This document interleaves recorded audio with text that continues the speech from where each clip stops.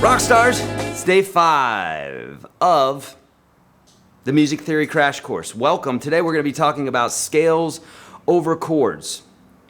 How you doing? So what we've been doing all this last week is we've been learning all sorts of hacks for the guitar. We've been learning the notes. We've been learning the Nashville number system, how to build chords, intervals, intervallic relationship as it applies to chords, building chords, the whole 9 yards, cage system. What else did we talk about? Bar concepts. Talked about rhythms, how to use a capo, how knowing the 9 essential chords helps you with your capo, and to be able to play in all these different keys, right? So we learned all this great stuff, and now today what I wanted to do is I wanted to share the theory part of how scales work over chords and some things that we might want to think about. Now, just like anything that I teach you, it's one thing to get it conceptually, right? To understand it, and that's a very important part of it. But then there's the practicing part of it, which is a whole nother enchilada. And without the practicing part, you don't get the benefit. Now you can practice enough and you can stumble across this stuff. This is what a lot of people do, is they play the guitar and they fiddle around with it enough, and then eventually they start figuring some of this stuff out, because the shapes and everything are they're just truisms in the universe, right? So either they can be taught to you or you can stumble across them. It takes longer to stumble across them, but there's some benefits that you learn going that route too, as you discover stuff by yourself. So what I'm going to do is I'm going to show you the concepts, but it will be incumbent, is that the word? It'll be incumbent on you to, I don't know if that's the right word. I slaughter words all the time, so let's not use that word. It will be your responsibility to take this information and then apply it to loops and that sort of thing, so that you can benefit from the information. Cool? All right. And if I don't remember, actually I'm going to write this down right now. I'm going to give you some fretboard hacks as well. So what I mean by that is ways that you can literally, if you just think about a couple things, will absolutely revolutionize the way that you think about the guitar, and will help. In fact, I'm going to start off with that, and then we'll get to talking about scales over chords and what that means. But first I'm going to show you a bunch of hacks that are absolutely you're gonna go, what is going on? That is amazing, okay? All right, we'll start there. Friends, if you have not already, all this incumbent is correct. Thank you, Patrick. Thank you. For those of you who have not already, all of this stuff that we're talking about this week is truly built upon the Unstoppable Guitar System Standard. I'm giving that to you for free today, the third link below. YourGuitarSage.com/UGS. You could go there to find this, okay? And literally, it's just a step-by-step process that's absolutely going to walk you through this, and you're going to understand it perfectly, okay? We did a crash course this week, but that's where to go, should you need that, okay?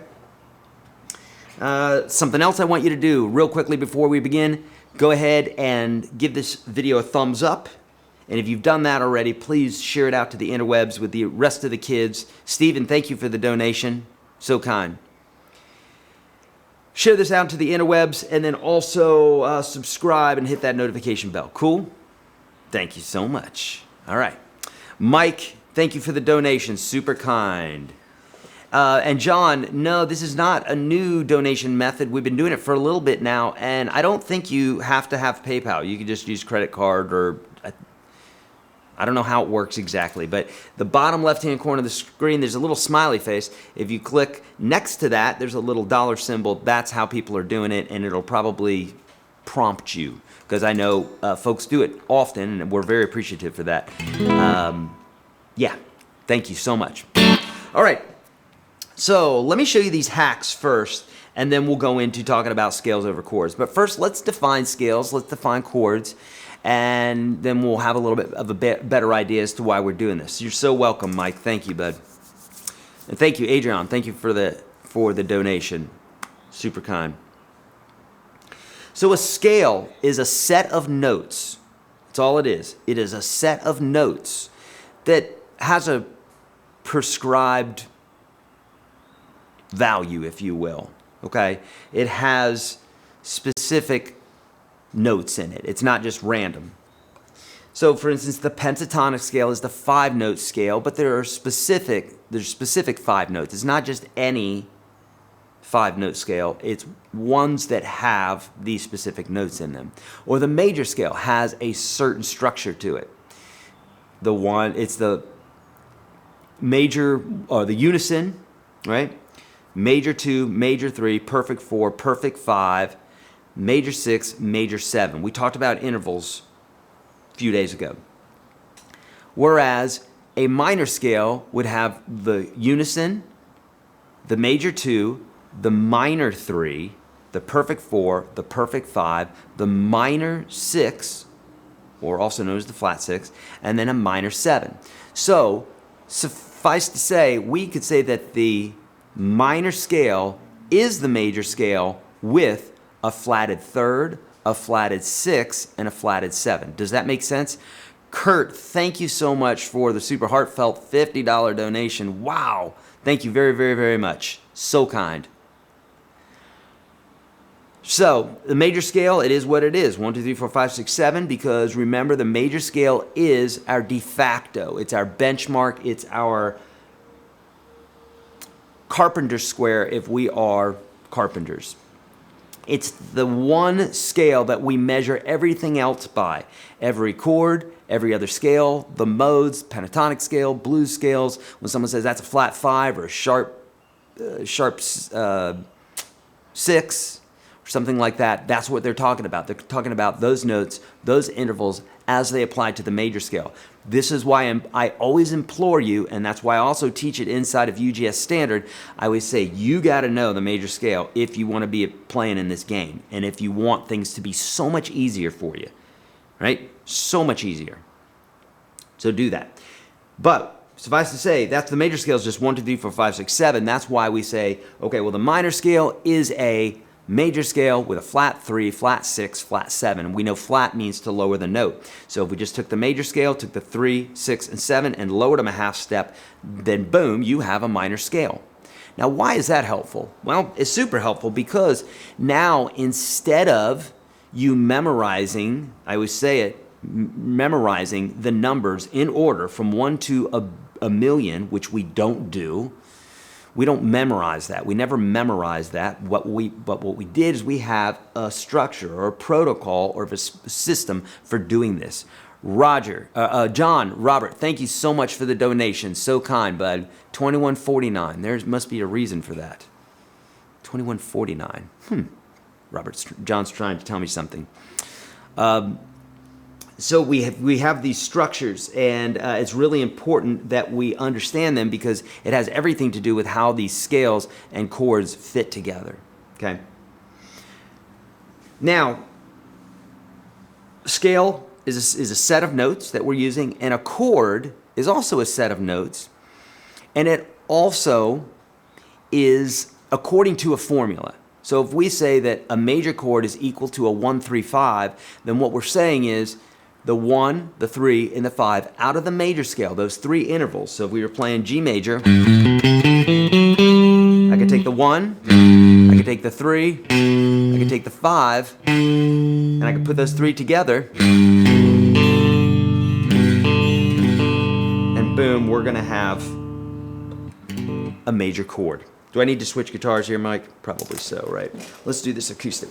We're messing with a bunch of new stuff right now, my friends, and so not all of it's set up yet.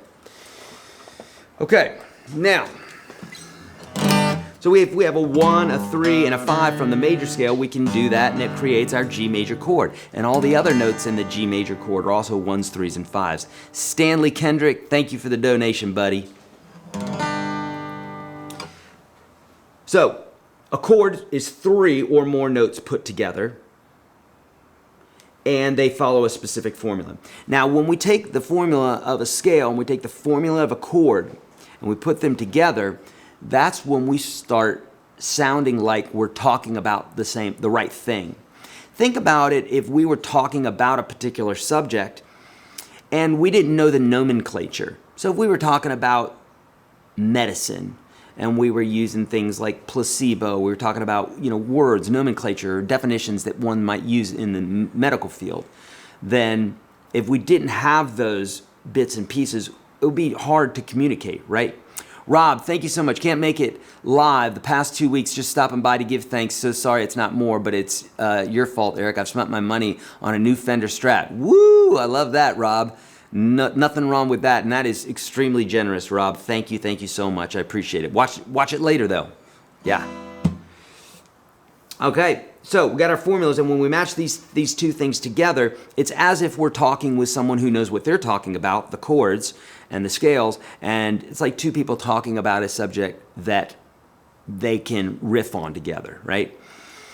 But if they're not cohesive, if they're not linked up according to their formulas, then it's going to sound out. It's just not going to sound right. So for instance, if we were using a major scale over this real droney minor chord progression, and we're trying to use the major scale over it. Well, that's akin to if somebody's really down, maybe they just lost somebody very important to them, and you're all peppy, and you're juggling, and you're laughing, and you're poking them in the ribs and stuff. They're going to be like, dude, get off of me, right? It would not resonate. Those two things don't resonate. That person would want empathy and softness and that sort of thing. So same thing with music. And that's the place that we have to start, is we have to start with the notes and the chords that resonate together. Now, even after that, I know that you guys have done this because all of last week we tried to unravel this mystery, but people say, well, yeah, Eric, I understand the whole thing about scales over chords, and when I play a chord progression, I'm using the right scale, but it still doesn't sound very good. Trust me, I know exactly what you're talking about. You're going through what every guitar player has ever gone through, ever, and it is basically that, well, now that you know the words, why don't they sound better? And guess what? Just like a child who learns new words, it takes some time. Maybe going to high school, maybe going to college or what have you, and listening to other speeches and listen to other people speak more eloquently to where you can start using those words that you learned as a kid way back, but now you're using them more eloquently. And that takes more discipline, just like anything else in what we're doing here, okay? Carrie, thank you for the donation. John, thank you for the donation. Live Alive, thank you for the donation. Hey, it's me, Julia Peter. New day, new moniker. Beautiful, Julia, thank you so much. Super kind. And if I didn't mention it the other day, the jewelry that you sent my wife was so beautiful, and that was such a kind gesture, so thank you so much, Julia. Okay, so now that we have that, we're going to come back to that in a minute, but just suffice to say, the scales and the chords need to match in a way, and I'll share some of that with you when we jump to that in a minute. What I want to do before I forget is I want to show you some hacks that will absolutely blow your mind here, okay? So, if we take a major scale, which is the 1, 2, 3, 4, 5, 6, 7, 1, then that is our major scale. In fact, we could just go 1, 2, 3, 4, 5, 6, 7. We could just do that, right? But I want to show you a really cool little hack that includes 6 of the 7 notes in major or minor. So remember I said earlier that if we do this whole step, half step thing, we have whole step, half step, whole step, half step.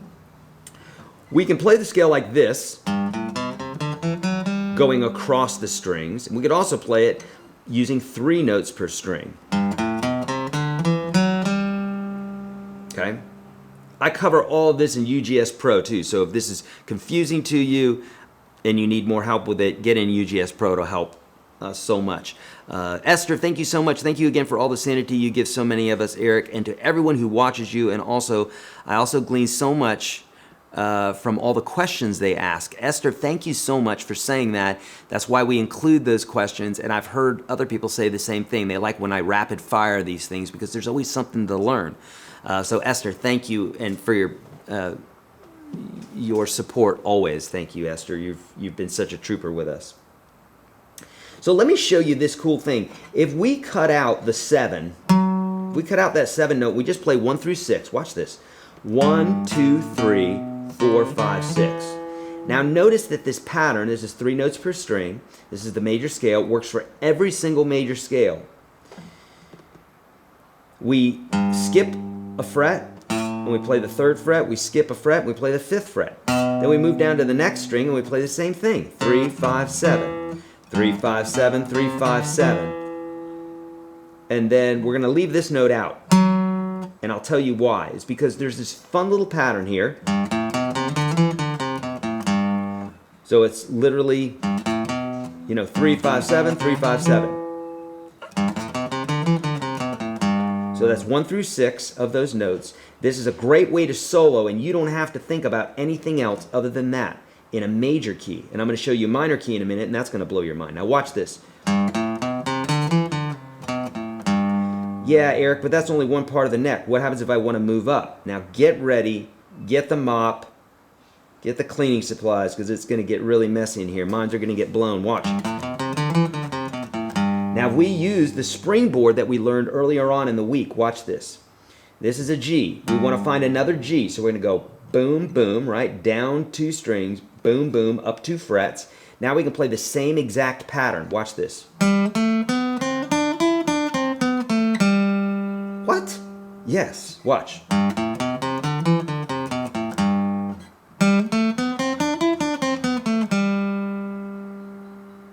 Ready for another mind-blowing? Here we go. Watch this. Now using the springboards again, we can go down 2 strings. 1, 2, up 3 frets. 1, 2, 3.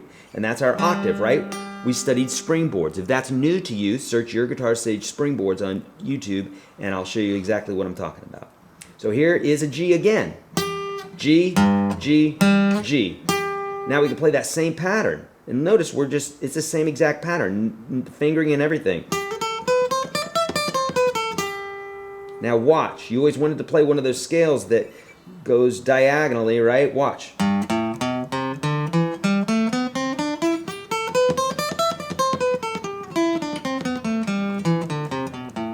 Now we're skipping the 7, but that's okay. It does. If you throw the 7 in there, it's just going to confuse you. It won't be this really cool magical pattern here. This works for every single key. Let's review it. 3, 5, 7, 3, 5, 7. We're using our springboard. We're going to go down 2, up 2. There's a G again. Now we have 5, 7, 9, 5, 7, 9. And then we're going to find that springboard again. We're going to go down 2, up 3. That's a G again. And now we're playing 8, 10, 12, 8, 10, 12. Now, if you really wanted to know where that 7th note is, it's just it's just up from the pinky. So you could do this.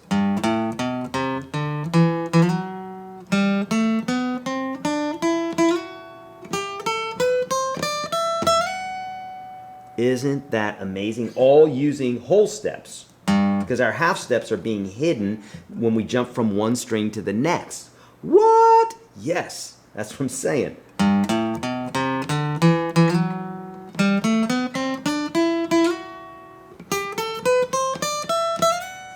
So literally you are, and if you want to finish it off, there's a G. So now that's a,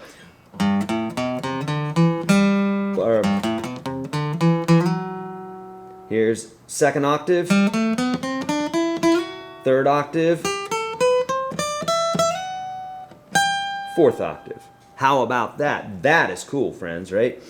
And, okay, so that's major. So if you wanted to play that in A major, then you would just do it right here.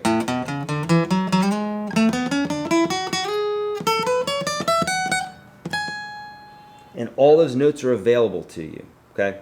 Now, again, we said that we could take the minor scale and we could use our little formula and say a minor scale is a major scale with a flat 3, flat 6, flat 7. So, here we go. Let's just take that part, because this was the little cheat, is just using 2 strings. I call this the adjacent string trick, by the way, and I think I have a video for it on YouTube. I'm pretty sure. Just search Your Guitar Sage adjacent. Okay. So here we go. Instead of 3, 5, 7, 3, 5, 7, we are going to flatten the 6. I mean the 3 and the 6. So instead, here's our 1, 2, 3. We're going to flatten that. Now it's a minor, and we're also going to flatten the 6. So 1, 2, 3, 4, 5, 6. We're flattening that.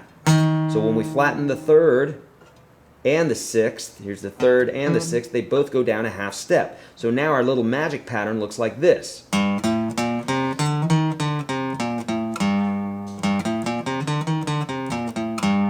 Now watch this, get ready, because now you're going to be able to do this in any major or minor key. We just went over major, here's minor. Watch this.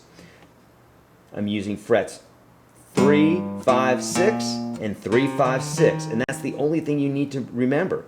You go down with your springboard, down 2, up 2, and we got same fingers. In fact, let's just call them fingers. Let's not use the frets. That's even more confusing. Let's go 1, 3, 4, 1, 3, 4. Use our springboard, down 2, up 2, 1, 3, 4, 1, 3, 4. We're going to use our springboard, down 2, up 3. We have 1, 3, 4, 1, 3, 4. all right? And that's in a minor key.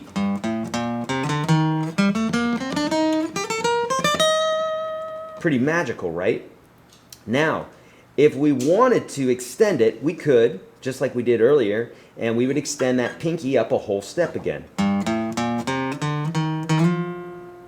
And now we're in position for the next. And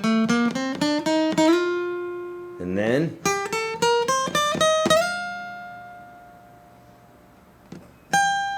And there's our G again. So that's literally a 4-octave scale, and we didn't have to memorize anything but 1, 3, 4. And we can traverse the entire neck and play a 4-octave scale only by knowing 1, 3, 4. And if we wanted to extend it with that 7th, we do it like this.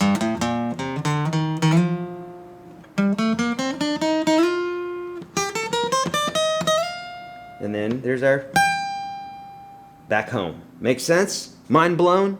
It is for me. I mean, even when I look at it again, it's just like, I'm like, how is that? How did no freaking guitar teacher teach me that? Why?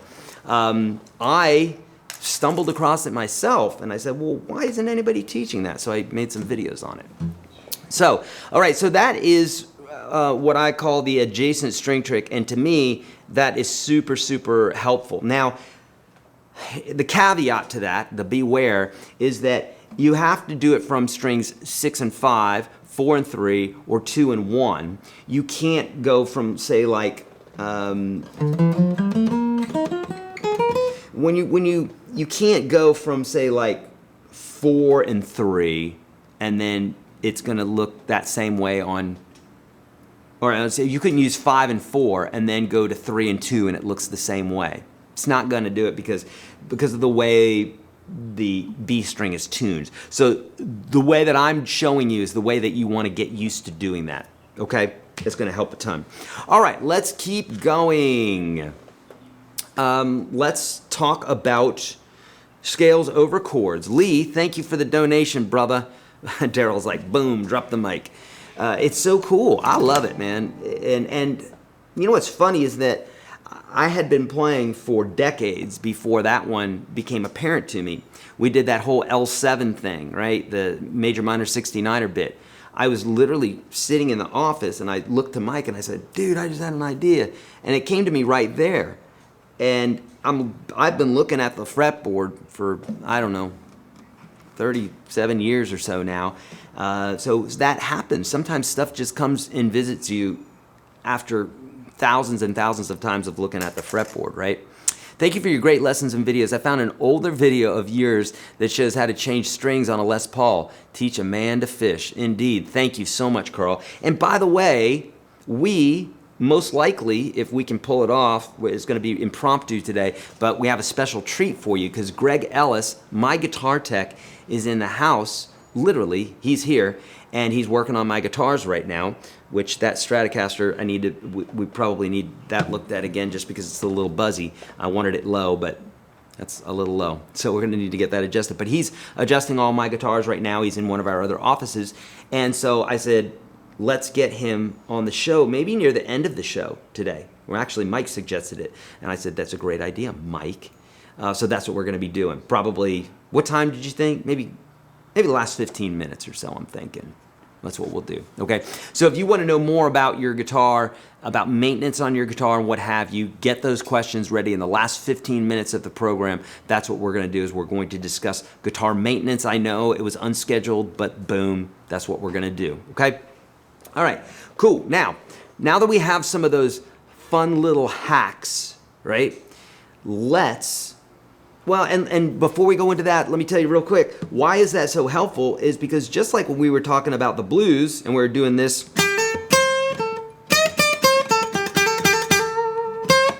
that's important if you can learn to do that on one part of the neck because then you go to another part of the neck.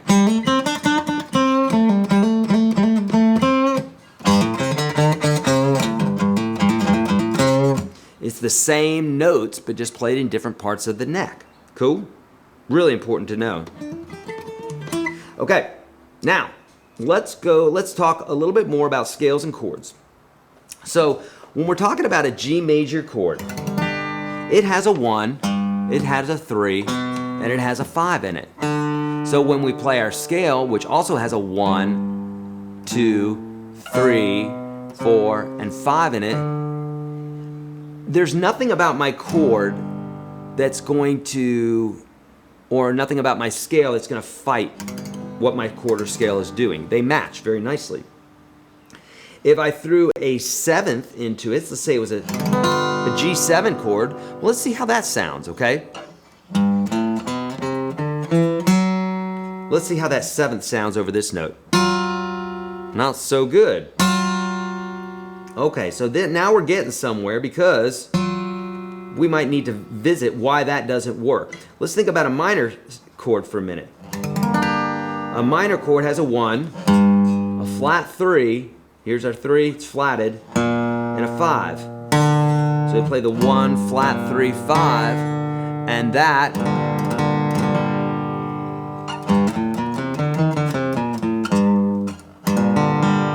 works very nicely with that because there's nothing about that chord and nothing about that scale that does not agree with each other. So just like two people trying to come up with a solution and they're agreeing on the, you know, the variables, that's what we're talking about here, okay?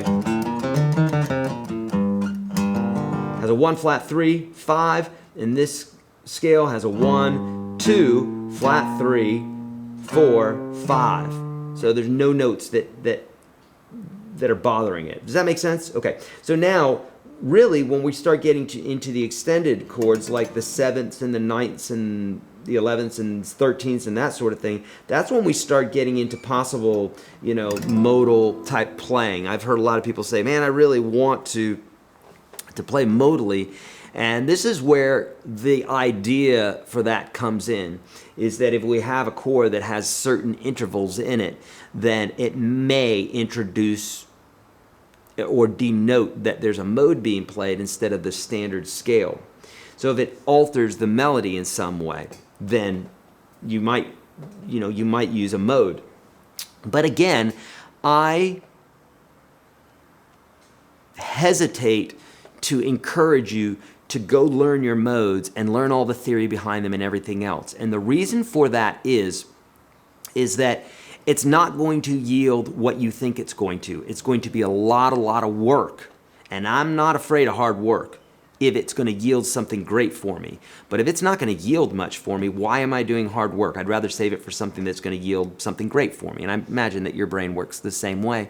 So you studying modes and just being obsessed with modes, and the modes are going to change the world, and I'm going to write the most beautiful symphony in the world using modes. That's just not the way music works. It's more symmetrical than that. And that's why we always gravitate to the major key or the minor key, which if it makes you feel happy, it's called the Ionian mode and the Aeolian mode. So if you want to play in your modes, then just call the major scale the Ionian mode, because that's accurate. It is the Ionian mode, and the minor scale is also called the Aeolian mode. So if you want to play modally, play in the Ionian mode or the Aeolian mode, and you will be playing modally. The other ones, not so much. You're not gonna compose in those so much. But let's talk, for instance, where we might consider it as a mode. If I'm playing a G7 chord, and I'm playing some blues,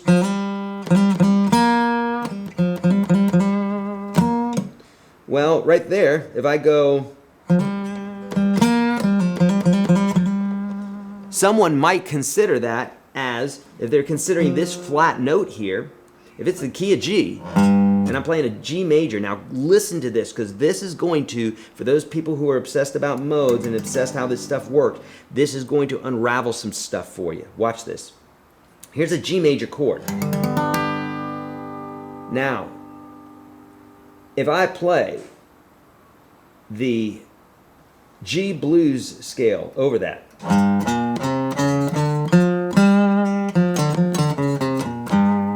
well, notice that this 7 is flatted, because normally the 7 is a half step away from the 1, right? Watch, here's G major.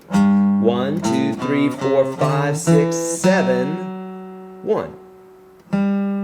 But we don't play the G pentatonic or the G, I should say the G minor pentatonic or the G minor blues like that. We use that note right there.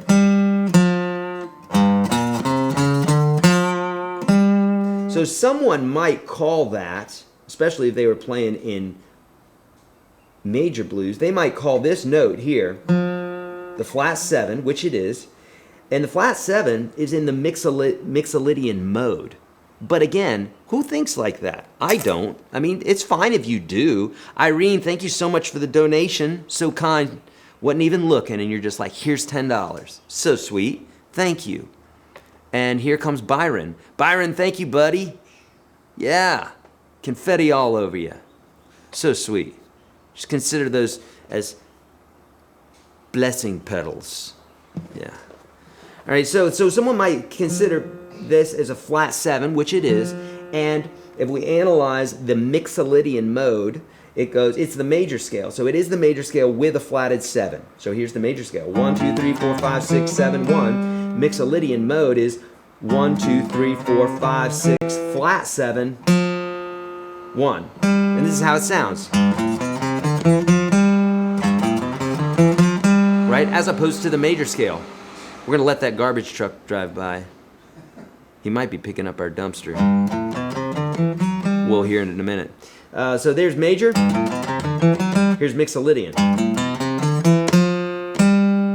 But I don't know about you, but when I'm playing the blues, I don't think about it as Mixolydian.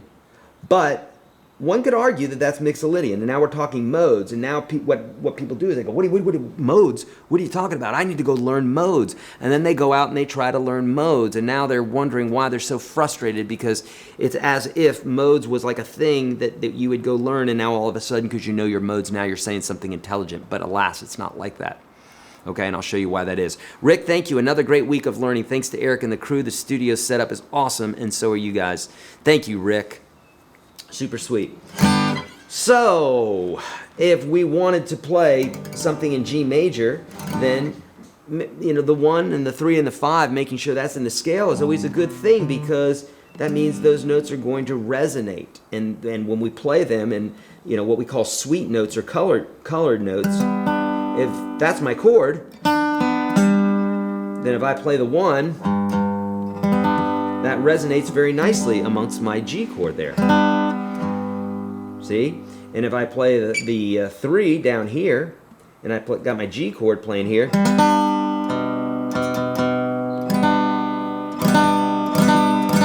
that sounds nice. If I play the 5 up here, and I have the rest of my G chord, well, that sounds really nice. So those are what we would call sweet notes or color notes or chord tones, and when you're playing riffs and you rest on those, they sound really good. So if I'm playing,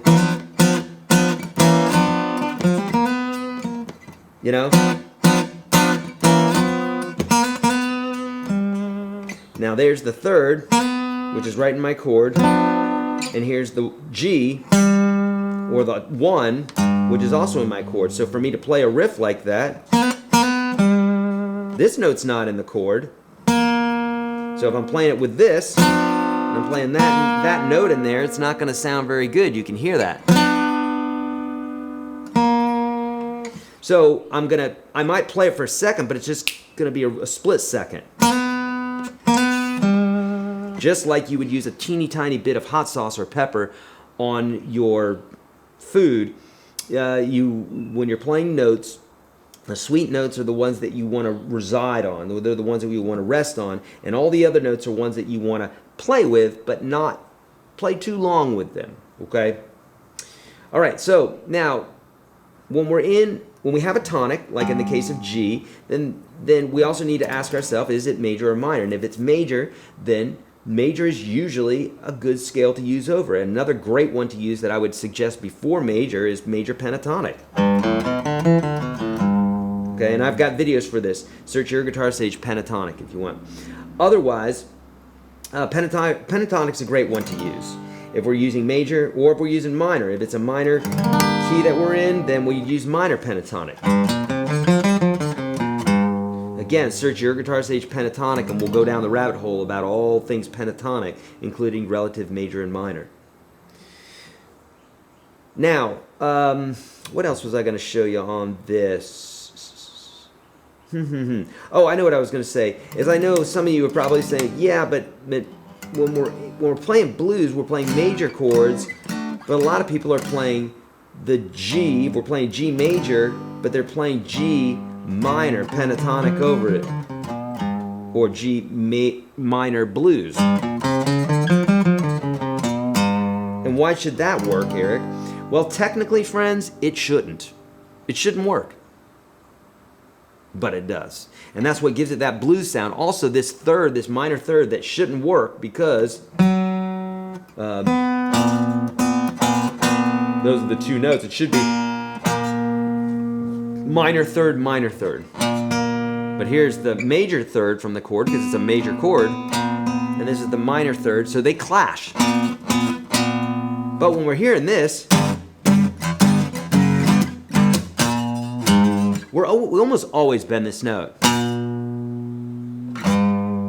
So it's like we're playing the major note, but we're like, we'll get to it, and it builds this really cool tension, which is known as blues.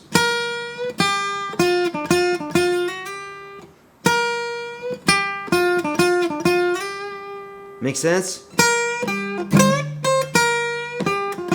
I mean, that even there I bend it all the time. Or I might go. And even that sound, it's got that major sound. If that's what you like, use it. Otherwise, you bend that minor note. It doesn't quite ever get to the major note, but it just has that bluesy sound. That is the blues sound right there. If someone asked me what makes blues the blues, I'd say, well, bending that flatted third up, and also the flat 5. 1, 2, this note right here.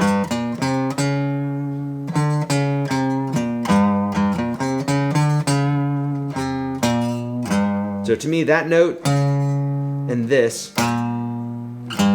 is everything about blues. Cool? All right, let's get to some questions. Does that make sense? We can use arpeggios over chords as well. We can do that, which is basically, an arpeggio is a chord, but with broken notes, and it just means that you're playing them, separately. But as I've mentioned before, like with Comfortably Numb, right? We got that big D chord there, and David Gilmour starts off the solo going.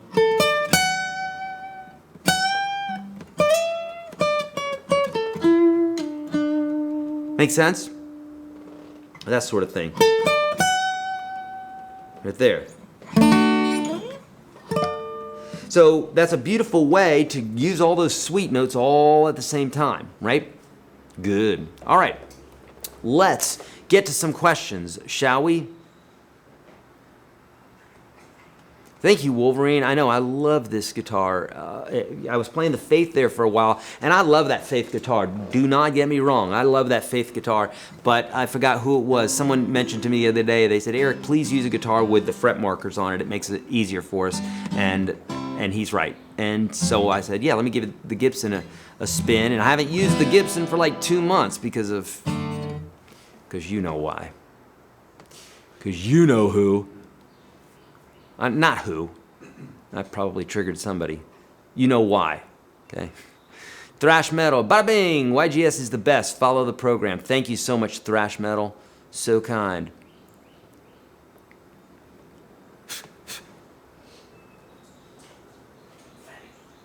Okay, I searched my YourGuitarSage adjacent, no result. Because it's YourGuitarSage, Paul. I would search YourGuitarSage adjacent. Your, which I guess would be mine if you're saying it that way, but it's under your YourGuitarSage. Cool. Aight.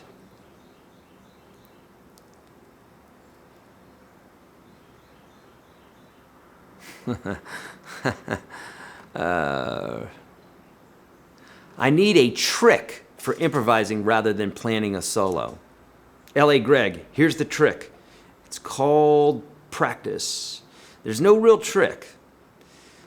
Unless you want to go by my prescription of what I call minimalistic playing, which really is really helpful, but it's not really a trick. It's more just like, here's what I want you to focus on. Focus on these 3 or 4 notes. Get really good at those 3 or 4 notes, because at the end of the day, it's only like 3 or 4 notes. It's actually 5 notes if we're talking about the pentatonic scale, but from this right here,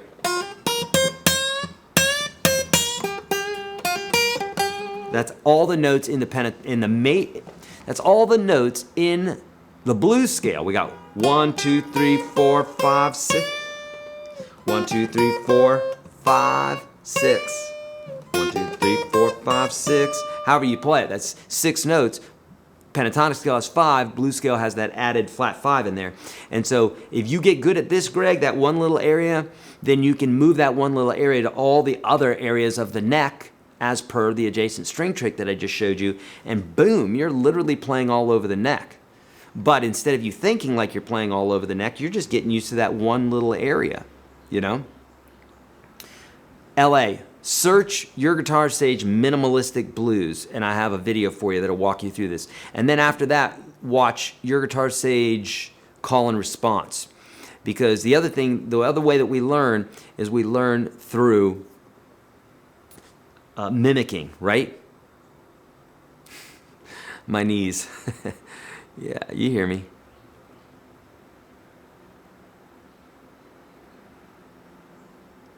M&P, 9mm, Shield, thank you, brother.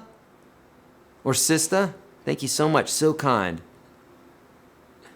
And LA's like, damn it, I knew it.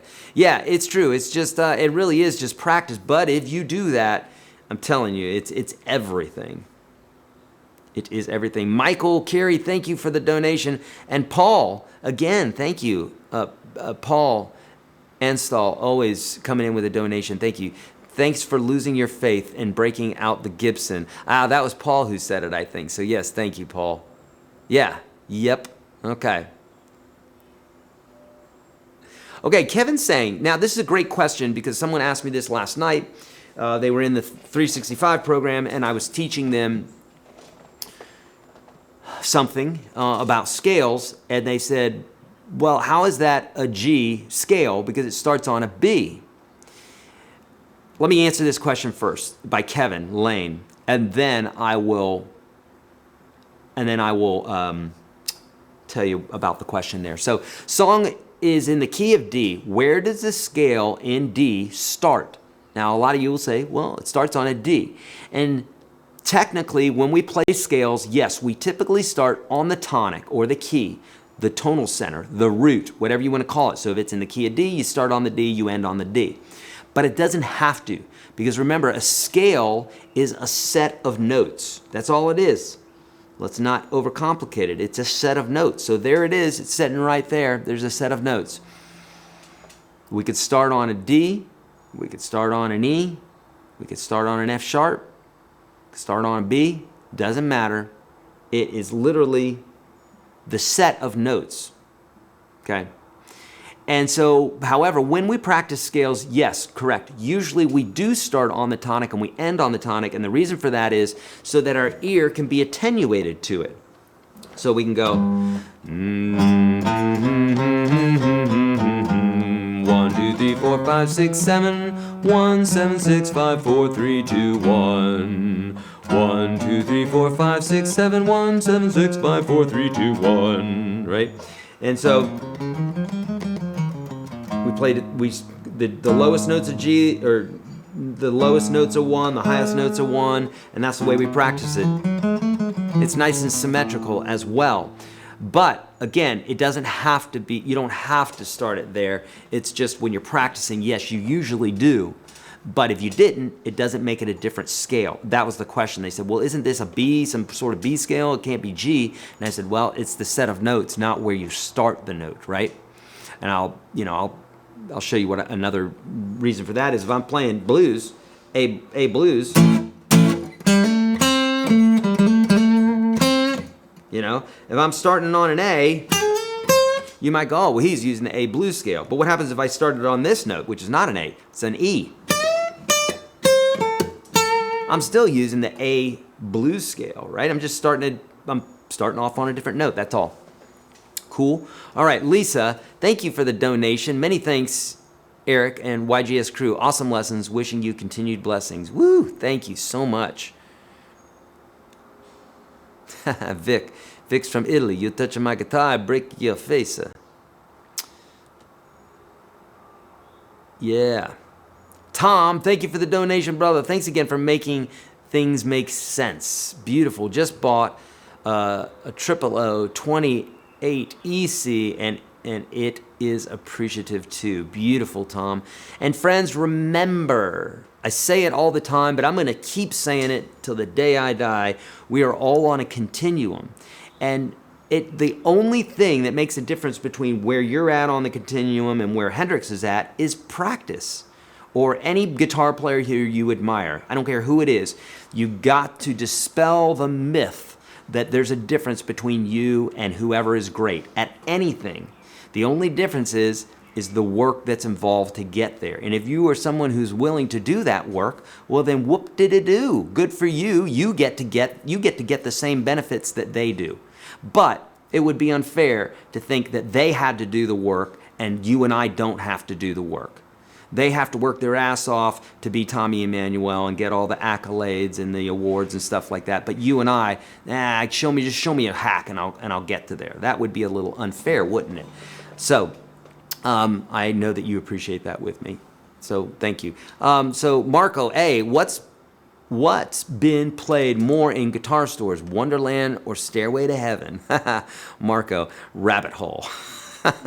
What's been played more in guitar stores? I would say definitely Stairway to Heaven because that's been around a lot longer.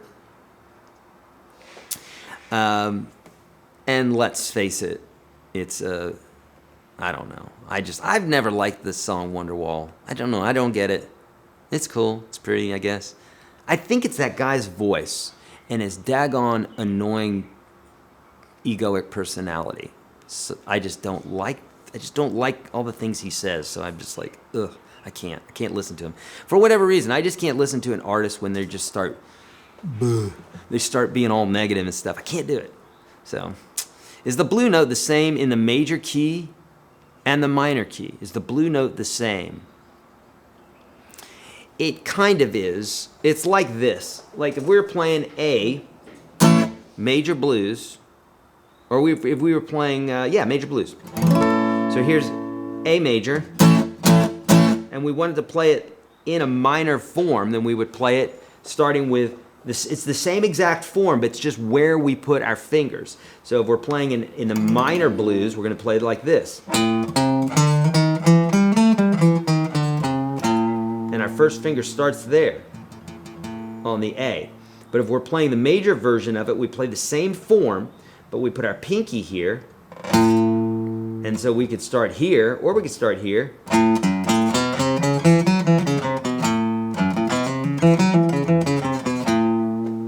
So that's the difference. Here's A minor blues.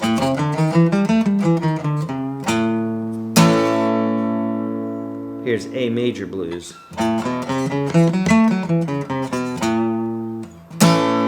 Make sense? It's that simple. Or that hard, however you look at it. If that didn't make sense to you, though, let me know, and I will try to give you some other examples if that doesn't clear things up, okay? David, thank you so much. We learn from what we practice. We perfect what we learn by practicing, indeed. And here's one of the things that I think once you really understand this, not just even from a guitar standpoint, but from any aspect in your life that you want to improve on, whether it's your spirit or your relationships or your workouts or whatever, is that when you realize that anything that you want to do is literally up to you to find the information, and that you actually do steer your own ship, and that you have all the choices in the world to go out and do whatever it is that you want to do, then all of a sudden we have to be faced with, well, where are you today? Are you where you should be because someone doing something to you, or could it be that you have some responsibility in that? And even more so, all the responsibility in it. And I find that the people who are really kicking ass in life and whatever it is that they're doing, when they're really solid, rock solid people in their relationships and in their money and in their health and everything like that, they always are accepting responsibility. They're like, I'm the one who does this, not somebody else. But the people that are blaming and saying, well, my reason I'm not good at this is because I got a job and I can't do this or whatever. It's like those are the people that will always be victims and they're never going to be able to improve. So, and we all have some of that in us. Let's just be honest. We all have some of that in us, but we can get that cancer out of us by literally understanding that, number one, we're unlimited beings, and that if we have the right information and we apply the right information, there is no stopping us. We're absolutely, completely unlimited beings. It's just, are we willing to step up and do those things? That's the big question. And if we can answer that question honestly, then that will allow us to know where we're at on that spectrum or where we could go on that spectrum. Cool? Okay. Is music theory very difficult to learn? Prashant, no, it's super easy. That's why we did a crash course this week. And we're using that term, loosely, because you can always learn more, right? Music theory is the knowledge of music. So, I mean, it's a deep rabbit hole. It could go really far down.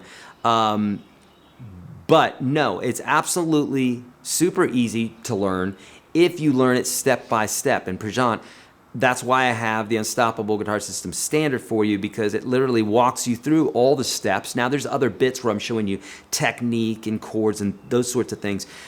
So you have all of that available to you, but it's step by step. The only way that you could not learn it is if you just said, it doesn't interest me. And there's no foul in that, right? I'm not interested in playing I don't know. I'm not interested in playing the double bass. I think it's a cool instrument, but I'm not going to learn it. So I've got no desire to learn it. So I'm probably not going to be good at it. But if you desire it, 100%, it's super easy, step by step. If you can count to 7, you can get music theory, okay? Neil, which, by the way, Prashant, third link below is UGS Standard. It's free for you today. Check that out. Or go to YourGuitarSage.com/UGS, and you can find all the ways that you can get into the Unstoppable Guitar System, including a free method, a dollar method, and a lifetime method or monthly method, however you want to do it. Neil is saying, Neil, thank you so much for the donation, brother. Thank you. Love your work. Something not clicking on my end. Been playing around with blues chords. Example, A minor. But does that mean that the D and E chords are major given intervals, or minor because we're in a minor scale? Thanks, Neil. Beautiful, and I love how you're thinking, and we've had this question before, and I kind of talked about it just now, but let's do it again because it's elusive. And it goes like this. Most often, you cannot use a major scale in a minor chord progression, and you can't use a minor scale in a major chord progression. Like, I have never experienced a place where I could do that except for in blues. In blues, and you can only do it with the major blues that I have found. Now, I could be wrong. I'm learning new stuff every day. Show me if I'm wrong. I'm totally open to you showing me, because I'm just saying, I don't know. I can tell you I've only run into it in one instance, and it's with major blues. What I mean by that is you're playing an A7, which is a major chord. So even if you're using the A minor, you could use, well, you couldn't use the A major blues over that. You could use A minor blues over that, and then over the D and E, you could use major or minor blues. But let's go, but that's not a standard chord progression, what you're doing, Neil. So like A minor.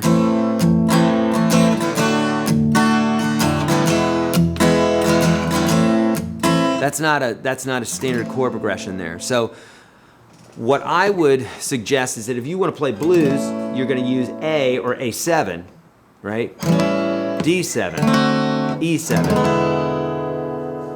And that is a major 1, a major 2, a major 4, and a major 5. Okay? And we could play A major blues over the top of that.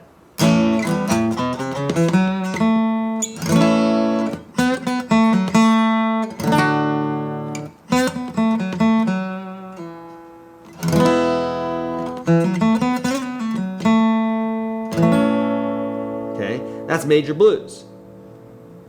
But we could also play minor blues over there.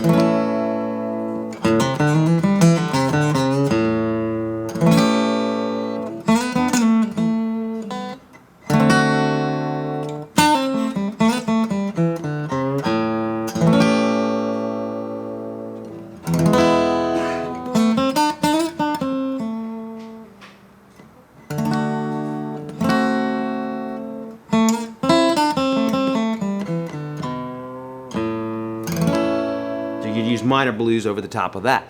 And so really that is blues.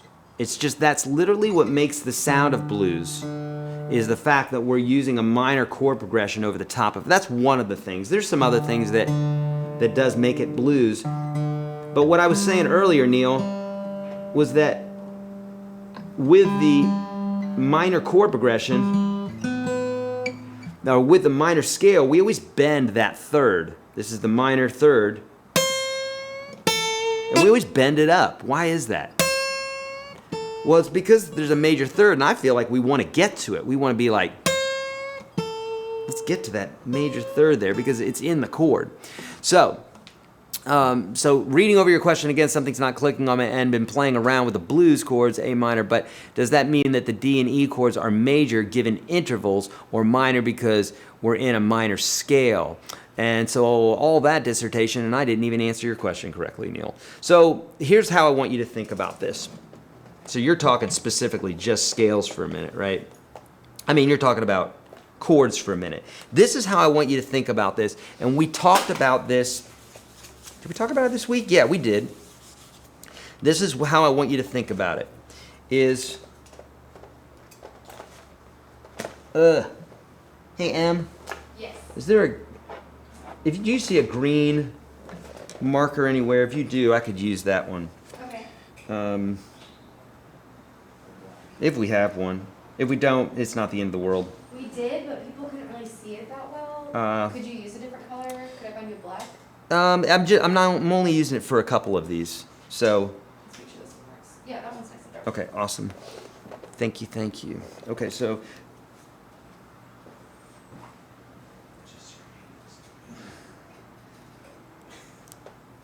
Okay, and we will say that the 7 is diminished, which it is, but, and I got to recognize a donation or two here. A few donations. Wow, a lot of donations just came in. Wow, so kind. Another week of great free live content using UGS to expand on and continue your lessons. An awesome approach. Thank you, Rick. Beautiful, and I love that you get it. Beautiful. Roland Van Veen, my advice to all, half of practice time in practice songs, that will keep practice fun. 100% Roland. As many songs as you can practice, that is what's going to make it fun. No one steps on stage and plays scales and exercises, or here's a chord. Check out these chords. No, we use chords. The chords are the assets that we use to build the house, right? No one's going to say, look at all these supplies to build a house. Here's your new home. No, they want them all assembled, because they're so spoiled. They want them assembled, just like we want songs assembled. The chords, the scales, the exercises don't mean anything if we're not hearing a great song like Stairway to Heaven, or, for those that like it, Wonderwall. Okay, so Roland, it's right on. Street Bright, oh no, I missed that other donation. Who was that from? I'll find it in a second. It'll be in the chat. Street Bright, thank you, Eric and team. In the last 2 months, your videos have brought light at a much needed time and have had so much positive impact. Oh, I love that. I'm a better player and a better person for having watched. Street Bright, thank you. I feel that literally in my heart. I'm not just saying that, I really do. That's really sweet. Thank you for letting me know that. And Lynn, thank you. Could you cover how to match notes on the 6th string to the correct pentatonic form? I'm going to keep that up here because I don't quite understand the question, and I'll have to come back and look at it. But let me get to Neil's, and then I'll get to yours, Lynn. All right, so here's what I want you to think about, Neil, is that our chords in a major key, right, are 1, minor 2, minor 3, major 4, major 5, minor 6, diminished 7. So the way I want you to think about this is the 1 has the major 4 and 5, okay? If you had 6 as the tonal center, okay, then that's your tonal center, but still think of it like a 6, then what you're calling the 1, 4, 5 in the key of minor, in the feel of minor, this would be 1, 2, 3, 1, 2, 3, 4, 5. Does that make sense? We don't want to really think about it that way, but the way you're thinking about it, and there's nothing wrong with that. It's not incorrect what you're thinking. I'm just trying to make things easier for you. You would really benefit by watching the Nashville Number System series inside of UGS Pro if you're in there. If not, see if you can get it from the video that I have on YouTube. But essentially, we have a tonal center of, we really only have 2 tonal centers, major and minor. Don't get me started with modal tonal centers. It's goofy. So we have major and minor. 99.999999% of all music is based off of the major tonal center or the minor tonal center. So that's how much you're going to use modal tonal centers, 0.0000001% of the time. These are our 2 tonal centers. So if you're in a minor tonal center, then this, you might consider it like I used to. It's not wrong, it's just more work. This is the minor 1. This is the diminished 2. This is the major 3. This is the minor 4. This is the minor 5. This is the major 6. And this is the major 7. But why do that when we have it all established already? Boom, it's done. Just think about the 6 as your tonal center and the 1 as a major tonal center if you wanted. So if you were playing A minor, then these 2 chords would be minor. Okay? Does that make sense? Neil, if I didn't answer that correctly, please let me know. And I'll try to clear that up. Okay, now Lynn is saying, could you cover how to match the notes on the 6th string to the correct pentatonic form? The notes on the 6th string. Okay, so I think what you mean is this. Yeah, so if we're in the key of A, and we wanted to play A pentatonic, okay, let's say we wanted to play A minor pentatonic, then our A is right here. And we would play our form that goes like this. 1, 4, 1, 3, 1, 3, 1, 3, 1, 4, 1, 4, right? But if we wanted to play it as if it were major, then we put our pinky where our first finger is, and we play the same form.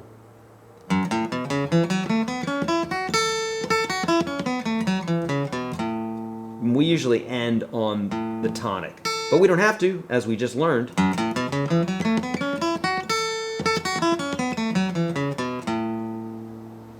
So that's major, this is minor. It's that easy. That's how it works. And so whatever the note is on the 6th string, wherever your first finger, or whatever note is, you know, if it's a G, or I mean if it's an A, then you're in the key of A. It'd be A minor pentatonic or A major pentatonic. If you want to do it in G, then you move your first finger to G, and now you're G minor pentatonic, or the pinky there, and now you're G major pentatonic. Does that make sense? Okay. Steeply swindles. So I think I answered that question for you just now. Yes, indeed, there are minor keys. Yeah, in fact, so if we took a chord progression like C, A minor, F, and G,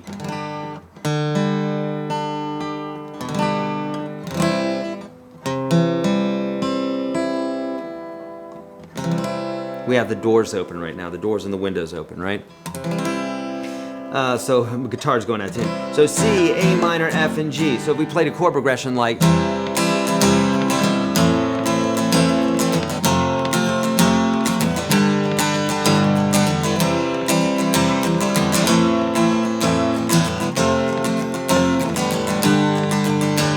well, that's very C sounding, but we could use a minor chord progression. We'll use the same chords, you know, and go.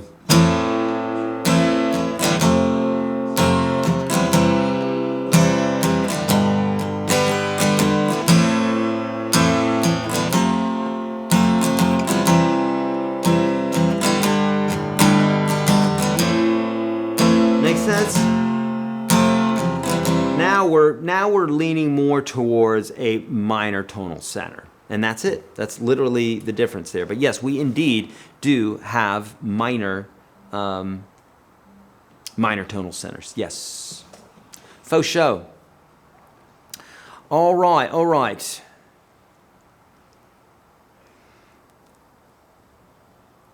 Oh, yes. Thank you, Wolfman. These free lessons are amazing with great explanations. Learning so much. Yay. What to do to improve my finger style? Can I practice more and more fingerstyle tutorial to improve? Indeed. Friends, I mentioned it to you, and it's okay, arts and music. I'm not calling you out. I just want to, of course, I preface it like that, so arts and music's like, no. But the reason that I am saying, look, folks, I get this all the time. People say, if I practice more, will I improve? And that's what this question says. If I practice more and more fingerstyle tutorials to improve, like that's the question. And the answer is always yes. And in fact, it's the only thing. There is no other thing that will make you improve. No lessons from me. You could take lessons from me for years. 1,000 years, 24 hours a day, take lessons from me. But unless you're practicing, you ain't improving. You might be able to understand concepts. I could teach them to you while we sit there. But unless you're putting your fingers to the guitar and you're applying it and you're engaged in this, you're not learning anything. Or you could learn it, but you're not going to improve at fingerstyle. And that's literally just practice. Okay. I always mention my old student Igor. That was his name, and he was a normal human dude, no hump on his back or anything. He wasn't in a laboratory. That was his name. His father was Russian, so he was like legit Igor name. Like, I get it. But he never practiced, and so for that, I'm not letting him off the hook for that. But we practiced, or we learned Crazy Train for, I swear to God, it was 3 years. Every single week. Every single month, every single year. It's a long time. And so he never really got the song down. I mean, he'd sit there and he practiced when we were at practice. And that is not the way to get better. Okay.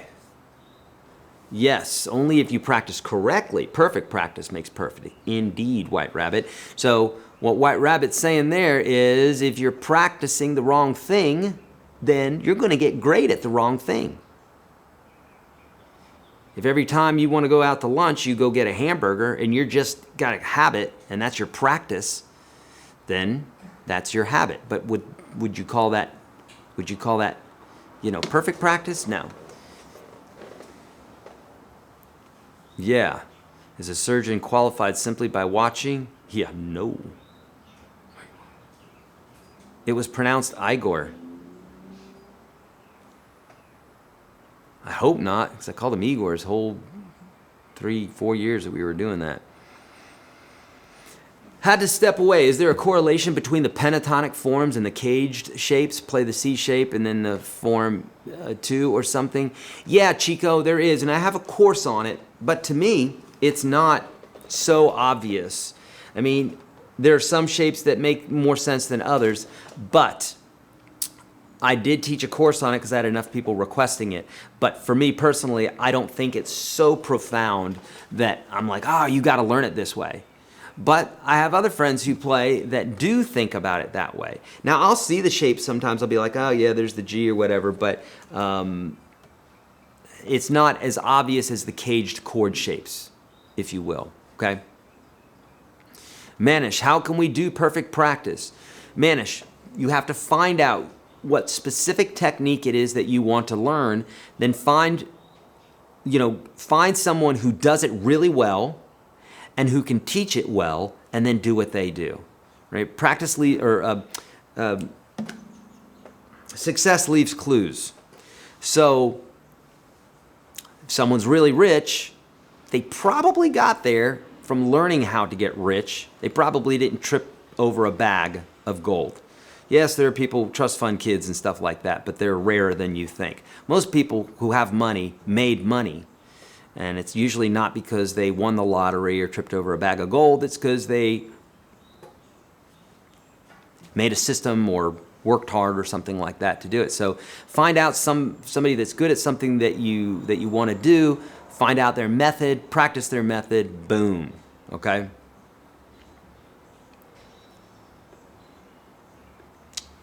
Okay. Do you ever practice, Kevin's saying, do you ever practice with your eyes closed, and is there any benefit? Yes, Kevin, I do that, and hello, brother. We hadn't talked in a while. Kevin's a buddy of mine. Him, thank you so much for the donation. Got called away, still cleaning from yesterday's mind blown. Good, love it. Thank you, bud. Do I ever practice with your eyes closed? So sometimes I'll do that. I'm not even really thinking about it, but I'll just sit there and sit there with a riff.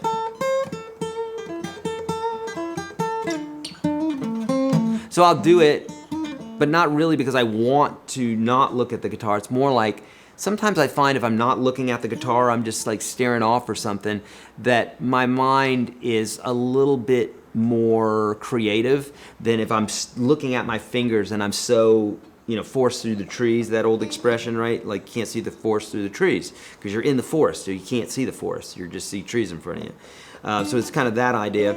So sometimes I'll do that. Like we mentioned, Stevie Ray Vaughan says if he thinks too much, he would mess up. And I would concur that is true. If because you've got the conscious brain and then you have the subconscious brain. And once it's in your subconscious, like riding a bike. Like if you got on a bike, this probably wouldn't happen, but if you got on a bike, you've ridden before, you're just riding your bike. You don't have to think about it. It's within your cells now. You don't have to think about it. It's part of who you are. But if you were like, oh my God, I'm riding a bike. I'm on 2 wheels. Like, it doesn't have no training wheels, nothing to keep me from going left or right or whatever. Now you're thinking with a part of your brain that you're not even really using while riding your bike. So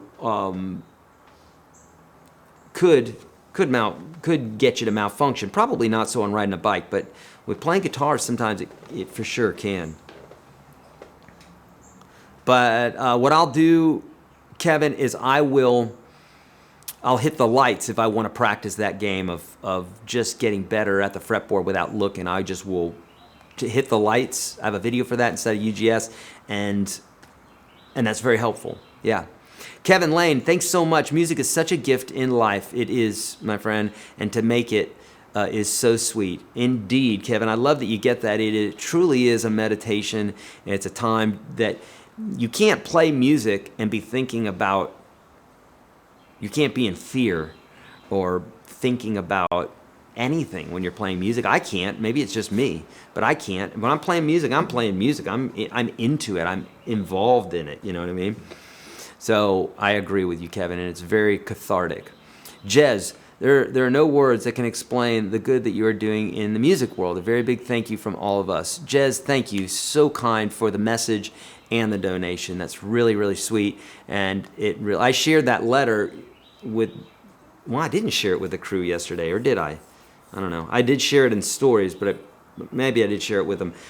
From one of our vets, Annette, who started playing with a 30-day guitar challenge. She had been to 2 other instructors, and they said, no, you're I think she said unteachable or something like that. I've run into teachers like that before where they're not very strong people, so they don't have a very strong mind, no judgment. It's just like if you can't teach somebody, you're not a very good teacher. It's one thing to say, this person's not practicing, although I've had students that didn't practice and I'm still going to teach them.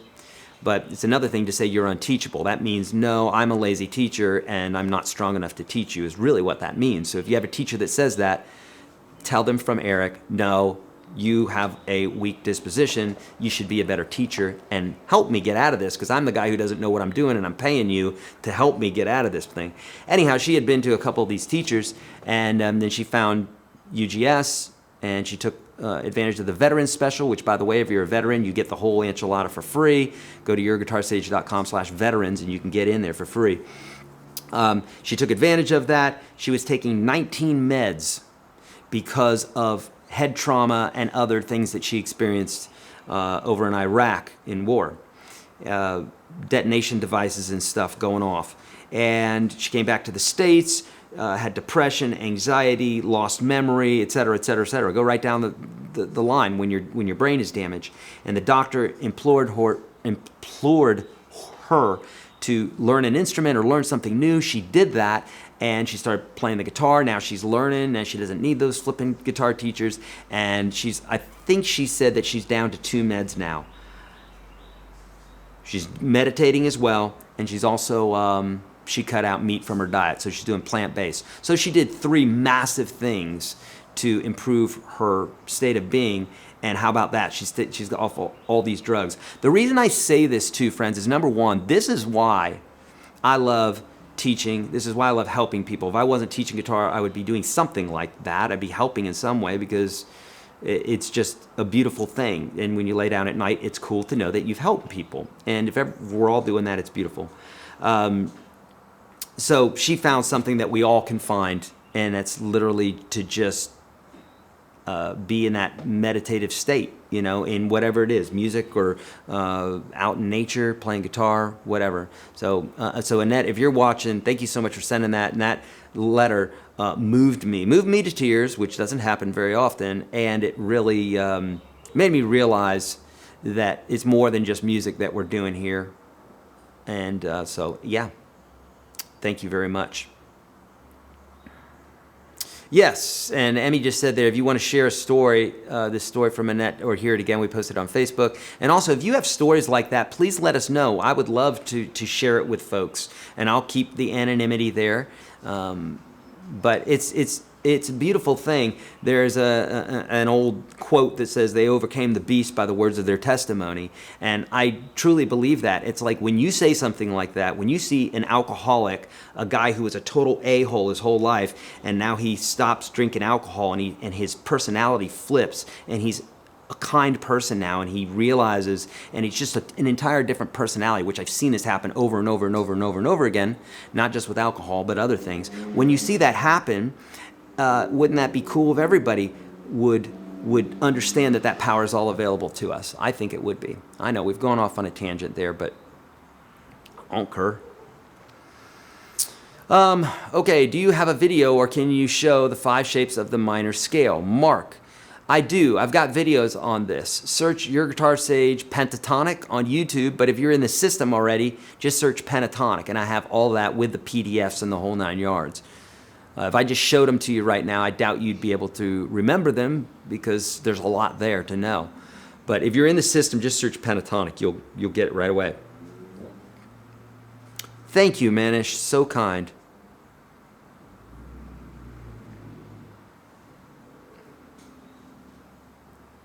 Yay. Thank you, Brian. That's super kind.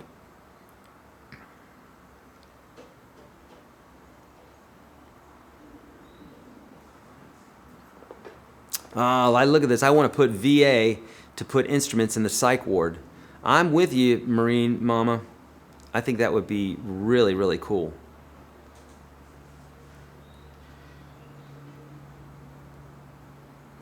When I see my kid just gravitating towards instruments, I mean, he goes to the piano every day and starts pecking away, and he's on my guitar and he's strumming and he's drumming, and I mean, that kid is playing 7 different instruments a day. I mean, he's 4 and I haven't taught him any of them, and he's obviously not a virtuoso at them. He's just playing at them, but that's how it happens. But why is that? Why does he do that?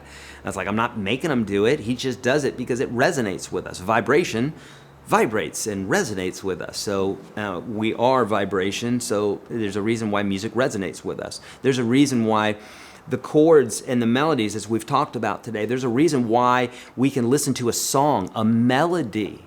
A melody can make us cry or make us smile or laugh. What's up with that? That's not, no one's saying anything. It's not a lyric. It's just literally vibrations coming from a speaker, but they're in such an order and what have you that they move us emotionally.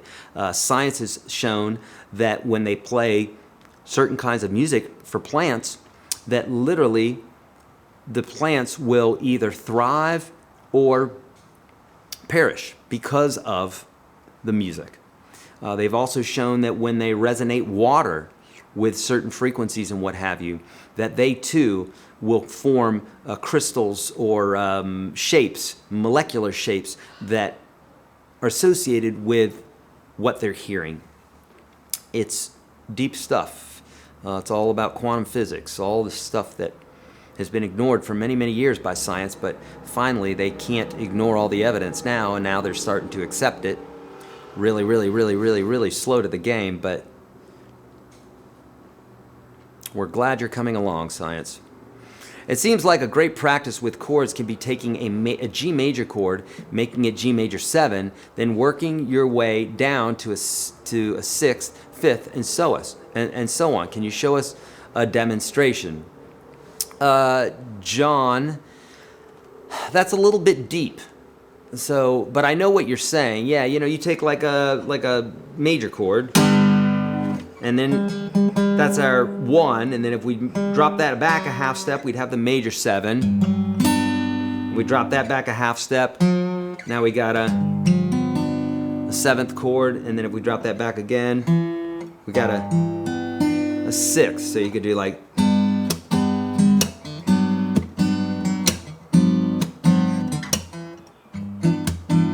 you know, or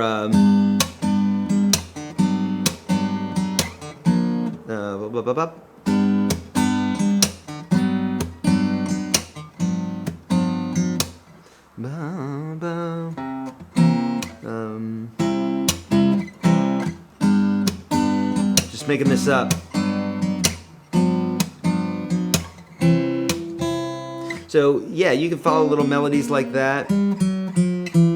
And that was just following this down in half steps. But those chords match nicely. So listen to this melody walking down. Ba, ba, ba, ba, ba, ba, ba, ba. So you can do cool things like that, little motifs where there's like a little thread of information going through these chords. But if I hadn't shown it to you, you probably wouldn't recognize it. But somewhere in the back of your mind, your subconscious can hear that, and you can hear that little note walking, and because of that, you go, wow, that's a really cool chord progression.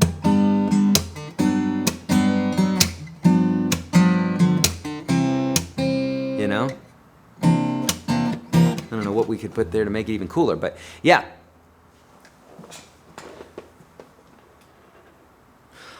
Oh, I was going to show you another hack. I was going to show you yet another hack, because Mark Mortison here just reminded me. He said, but not the pentatonic. Do you only have the 5 shapes of the pentatonic scales?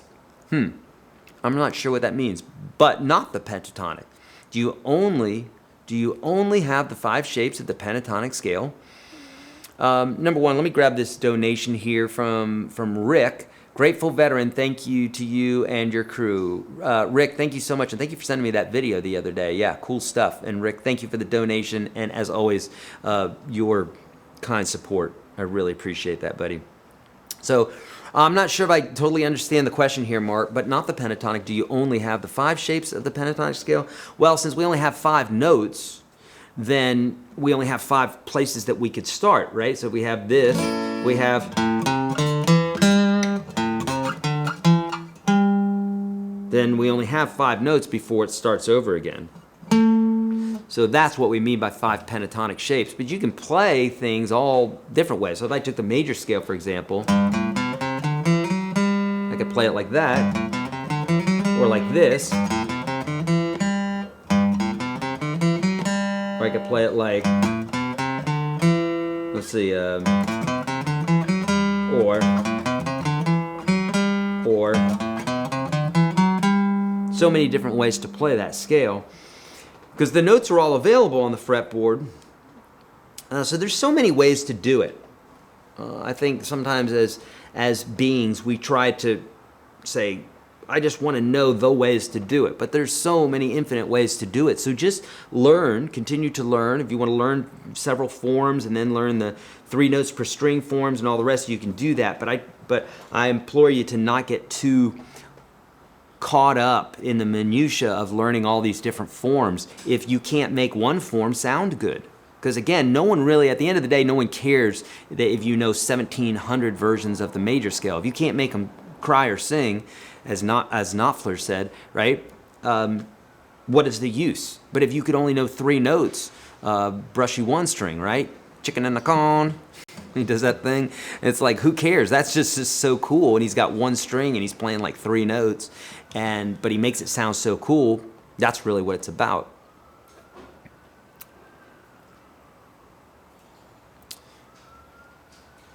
All right.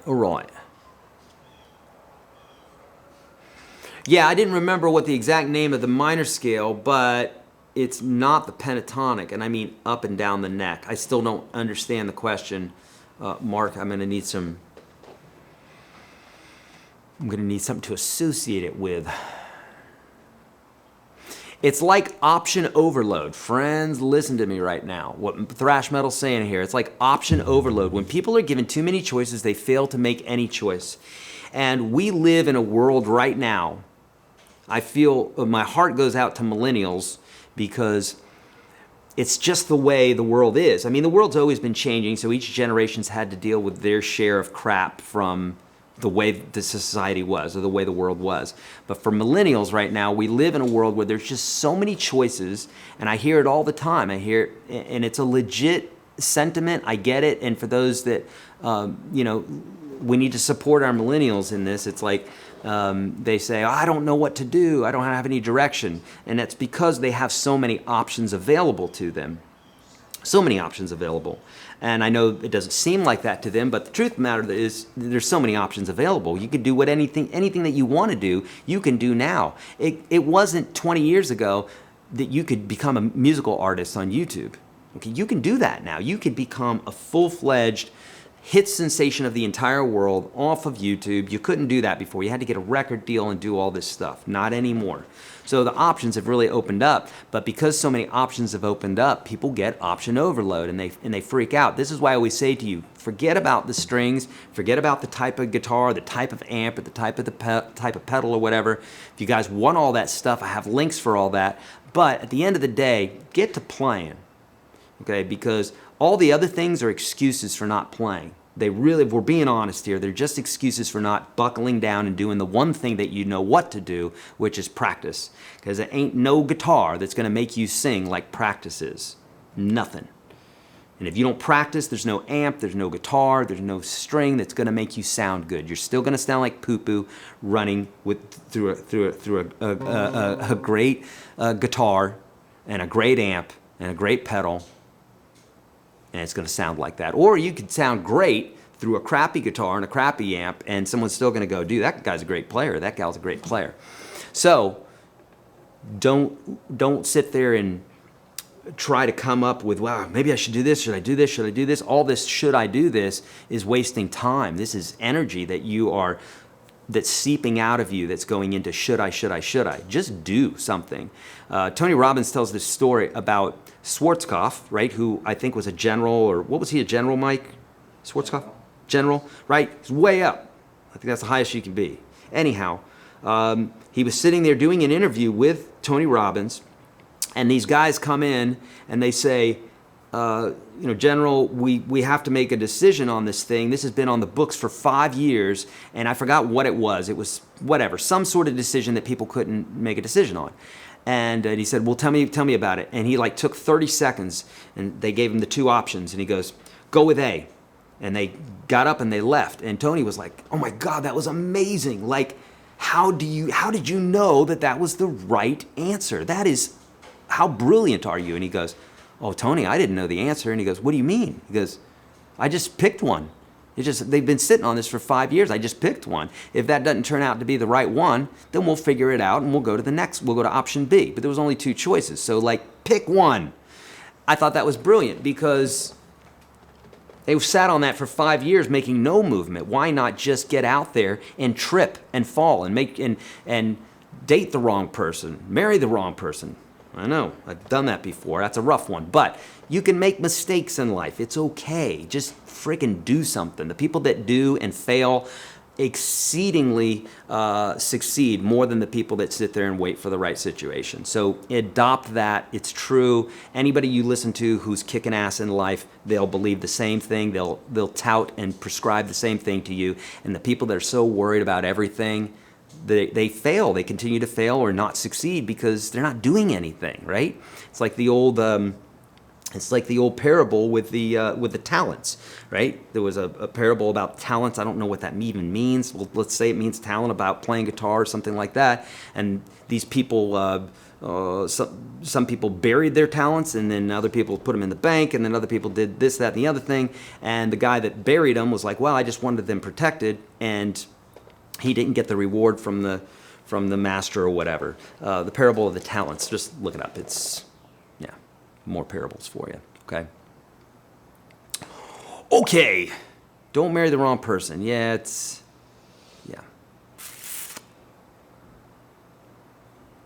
It can happen.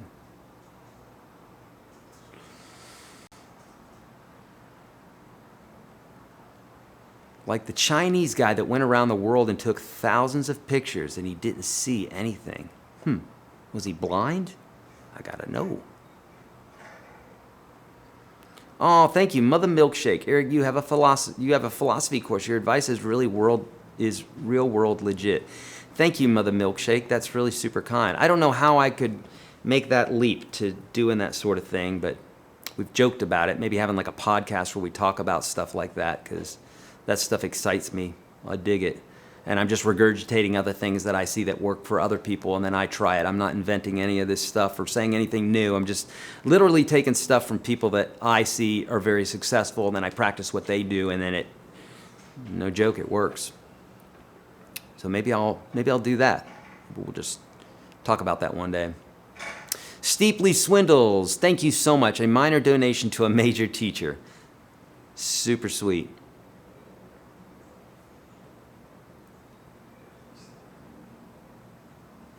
Yeah. Haha. Oh, he kept the pics to himself. Gotcha.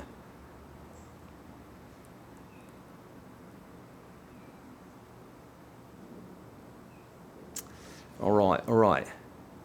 Ooh, roasted cauliflower pizza. I like that, my niece. I love some cauliflower crust, indeed. Matthew 25. Okay, Mr. SDFD 18, thank you. Matthew 25, doing the minimum is not an option. Yeah, exactly. Okay, let's do this one here. What style or system of finger picking do you recommend for someone just starting out with playing the guitar? For example, Travis picking, okay. So here's the deal. Finger picking, there really is only one style of finger picking, and it's where the thumb takes care of strings 6, 5, and 4, and fingers 1, 2, and 3 take care of strings 3, 2, and 1. I cover this in a finger picking video on YouTube, or all my finger style courses inside of UGS. If you're in there, just search finger picking, and you're going to get a load of courses and videos that are going to guide you for different specific things, like Travis picking. I teach Travis picking inside the course, and I teach basic finger picking, and I teach you how to break down a finger picking chord, a finger picking piece, how to think about the polyphony, multiple voices at once, like where we got that walking bass line and the melody on top of it. So I have a course on that, but what I suggest you do is watch the video on finger picking. Search YourGuitarSage finger picking, watch that video, and then do the exercises. Come up with your own exercises, or get into UGS, do the 30-day dollar bit where you can try out all the finger picking courses and all the videos, and then just do that protocol, and it's gonna get you where you need to get to. Travis picking, if you're like into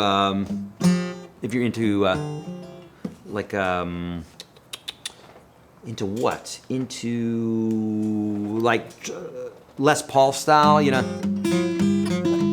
or Chet Atkins.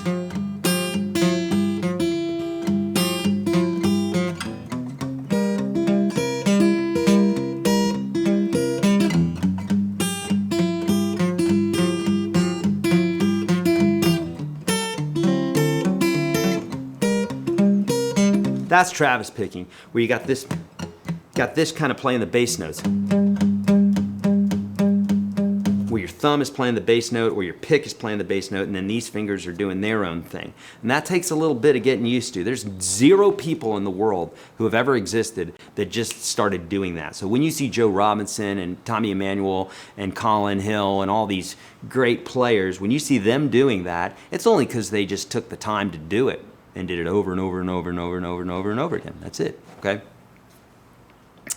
All right, Wayne, thank you so much for the donation there. So thrash metal, you're asking, yeah, so this is just, you know, the song Kids by MGMT, and I have a video for this. That would be a great one to watch. Watch that one on YouTube, where I'm picking the bass notes.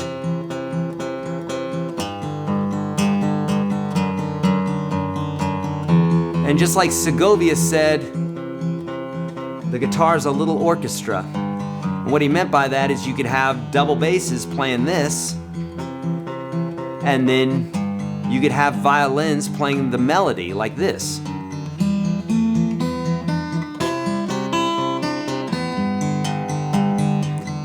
You could imagine that, right? You got the double basses playing this. And then over the top of it, you got the violins. Make sense? But even this, learning how to play this took me a long time, for sure. Larry, cover your ears. Exactly. He hates this one. Hates that one. Why? Why the hate? I couldn't find minimalistic blues in Pro. Is it in there? Yep. You spelled it right here, but I'm thinking you may not have spelled it right in the program. It's definitely in there. Make sure you're in Pro. Search under blues, but yeah, it's called minimalistic. Minimalistic blues. But if you just search blues, you'll also find it. Okay, good. Good stuff.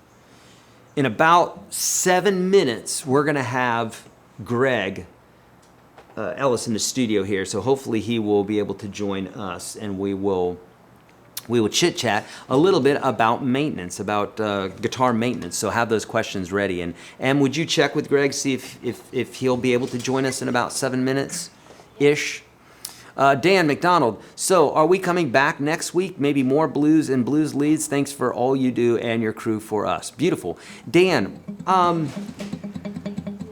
yeah, what are we going to do? We haven't really discussed it yet. So just, I tell you what, be looking out, because we really hadn't discussed it yet, what we're going to do next week. I can tell you for sure that we have some interview vids coming up, and I can also tell you that we have Ford Thurston's going to be with us next Tuesday. I'm so excited about him being on. If you don't know Ford Thurston, you're going to know him because he is an amazing player, such a tasty player and a fun guy, a big Van Halen fan like I am. And so he's going to be with us. And but I don't know what we're going to do the rest of the time. So I need to get together with the crew, and we need to talk. I don't know how, I mean, I know it doesn't look like my hair's in that bad a shape, but it is. It's hanging on by a thread right now. It's so bushy. And I don't know if I want to do a bunch of videos with my hair looking like that, because those are out there for forever. Not that these aren't, but you know what I mean? So Dan, I don't know for sure what we're going to do. But that blues stuff was fun, wasn't it? Maybe we will do that again. I was going to use my electric today, and something with my Kemper got squirrely today. I think it's my cable. I'm going to have to do a little research on it today, but I don't know. I don't know what we're going to do next week. I got to talk with the crew about it. Oh, yeah, thank you, Willie. Yeah, look under Intermediate, Master the Blues. Master the Blues is a different course yet for blues, but I also have one called Minimalistic Blues. What song is that? It's called Kids by MGMT. Thank you, Kevin.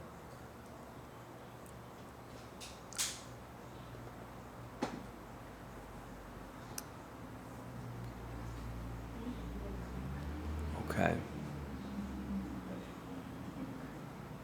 It sounds like that. All right. What gauge strings do you generally use? I stuck with 11s for a while to help build strength, but I've heard that 8s actually have the best sound. Neil, so I recently went from, on all my guitars, that's why Greg is here right now, is he's changing all my strings and getting my guitars set up. I went from, on all the guitars that I had 10s on, I went to 9s, and all the guitars that I had 9s on, I went to 8s. And so he might be able to explain a little bit about that, but basically that has to do with the scale length, the difference between Fenders and Gibsons. So yeah, I'll have him explain that. So I don't know if there's a best, there's what's best for you, because Stevie Ray Vaughan played with 12s and 13s, and you know, he's pretty good. He wasn't too shabby of a player. He's gosh, if he hadn't died so young, he probably would have been a really good player. I jest. The guy was a beast, right? And he played with the thickest strings ever. And then there's Billy Gibbons, who plays with the thinnest strings ever. He plays with 7s, almost half the thickness. So at the end of the day, it's what's best for you, because Stevie Ray was not too bad of a player, and neither is Billy Gibbons. What would you recommend as a good pattern for working through UGS? Start with 365 plan and do a few exercises from the other lessons or vice versa. So Nona, if you look on YouTube and search UGS 365, just search those two phrases, UGS 365, and you will find a video that I go into more detail about what I'm talking about here. But here's my suggestion for you. When you purchase UGS Pro, we also give you 365. My suggestion to you is if you're a new player, start with the beginner section of UGS Pro, okay? We give that to you for free today, UGS Standard, third link below, or go to YourGuitarSage.com/UGS and you can get in there for free. But that beginner course, I implore you to go through that first before going through 365, because if you get to 365 and you're like, what's a hammer on, what's a pull off, what fingers should I be using, etc., that means that you have some basics to cover. But once you go through the beginner section of that, once you're done with that and you're into intermediate, you can start 365. That's my suggestion to you. And once you're in 365, you can do both. So it's a little bit of workout doing 365, and then the other is learning about music. Cool? All right. Tito Light ID, thank you so much for the crash course. My mind has been blown multiple times. Beautiful, and I've learned a lot. Just got my guitar today, a Baby Taylor, gonna play it all weekend. Woo, I love that. And I'm assuming that you're in UGS Standard. If you're not, my friend, get in there, because I promise you that is the thing that's gonna keep you from losing your mind with the guitar. It's gonna keep you from getting frustrated, and it's gonna build a great solid foundation for you so that you can crush the game, okay? Awesome. Hey guys, whenever you're ready to bring Greg out, we can do that. I'm ready. I'm ready when you guys are. Okay, and I'll probably. There's a stool right there behind your camera. I'll probably need another guitar stand here, Mike. I'm just gonna put this here for right now. Hold on, just one second. Let me get Greg in the frame here, and. Try the social distance. Yeah, we'll do this. We'll do the social distancing bit here. Right. No hugging, Eric. There you go. You can scooch it over just a little. tighter. You can bring it in just a little bit more. So impromptu, man. This. Greg said, "Hey, let's." Hey, this is live. You know? Yeah, that's right. So beautiful.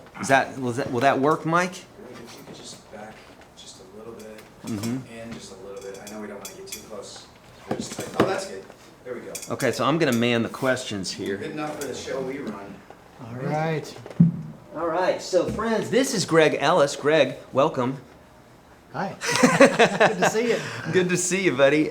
So Greg has been working on my guitars for forever, and he's helped me pick. You helped me pick this baby out, right? That's right. And yeah. my Les Paul and my SG and about Maybe your a Gretsch bunch and of some other guitars. good Yeah. stuff, yeah. And the reason being is that I'm a player, and I have never been very good at like models and woods and pickups and all that stuff, at least in regards to knowing what they're about. But Greg is an old pro at this, and he knows. I mean, the guy can listen to a speaker and tell you what the speaker is and what the tube is and all the rest. And I think that stuff is so helpful, because sometimes I don't know what I'm looking for. So Greg, thank you so much for being here. And I told the kids here that what we're going to do is get some questions from them in regards, which were right here. So if you see something pop up, you're welcome to just jump in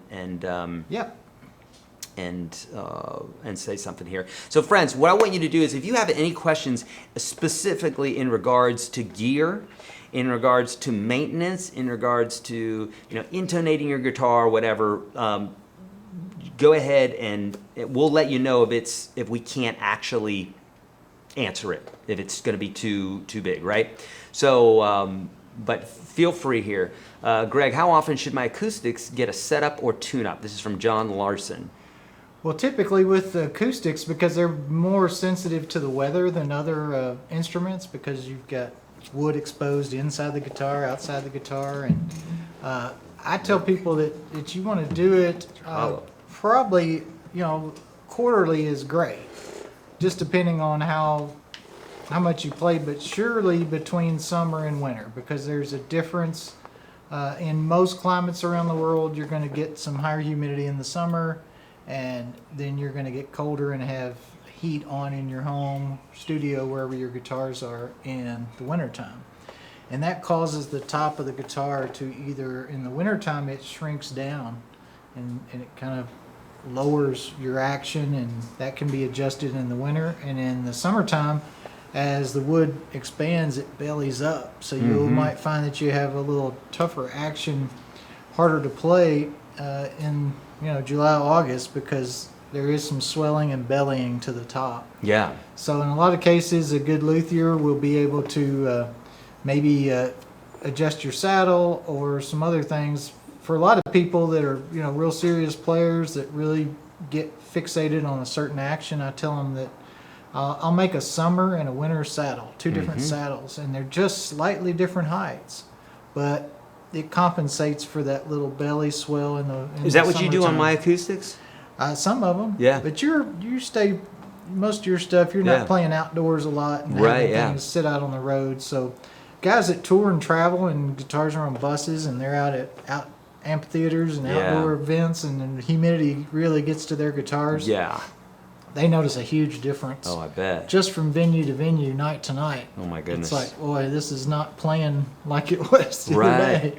Yeah. But that's one thing that you can do. But basically, the guideline I tell people that twice a year for sure. And if you want to do it quarterly, sometimes you don't need a setup on acoustics. Just string changes and maybe cleaning and just some other things. If you notice buzzing or other things, that's probably means the top is either sinking a little bit in the wintertime. Yeah. It's an easy fix, but don't let things go too long. Yeah. So.